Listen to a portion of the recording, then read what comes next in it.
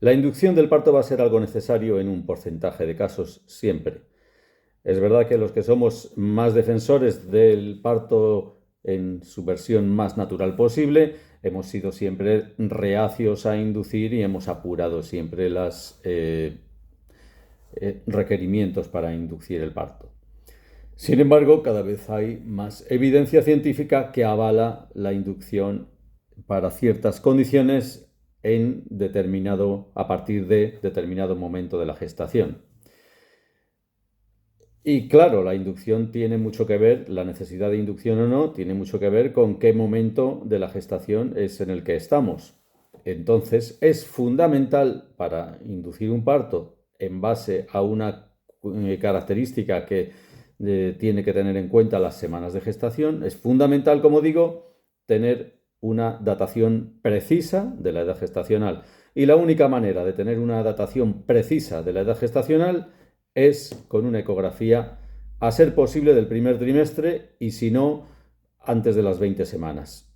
En el primer trimestre el CRL con grandísima precisión nos va a decir la edad gestacional y si no, desde las 12 hasta las 20 semanas el tamaño de la cabeza fetal también nos lo va a decir.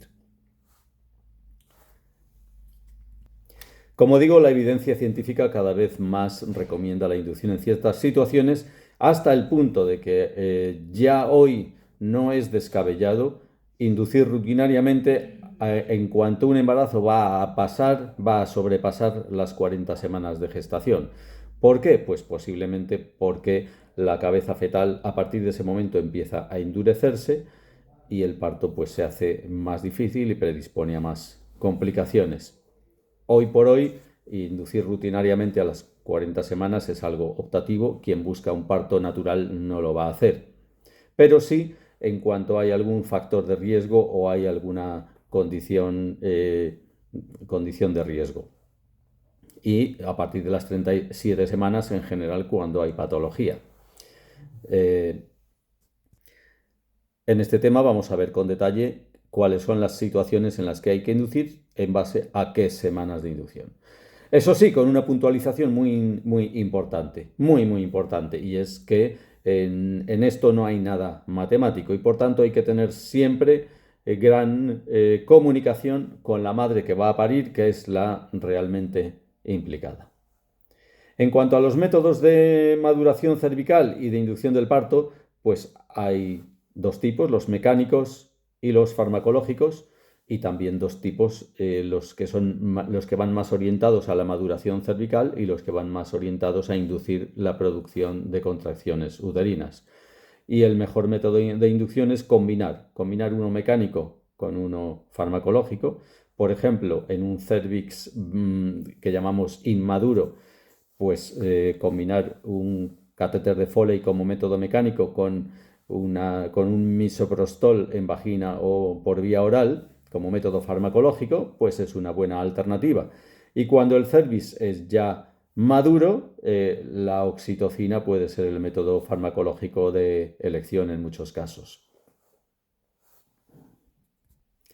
Para determinar el método de inducción del parto es muy importante tener una idea clara de cómo de maduro está el cérvix. Hay que tener en cuenta que el cérvix es la puerta que cierra herméticamente el embarazo, que en la especie humana tiene que hacer una especial fuerza debido a la bipedestación. En especies de mamíferos cuadrúpedos, esa puerta está situada arriba y no está situada abajo, por tanto no necesita ese plus de fuerza para vencer la gestación, que hace que el cervix tiene que realizar un cambio realmente espectacular cuando pasa de su función de sostenedor del embarazo a su función de abrirse completamente para permitir la salida del bebé.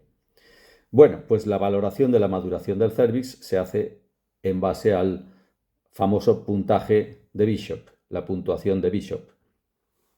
Y también cada vez más se está utilizando la medición transvaginal de la longitud cervical.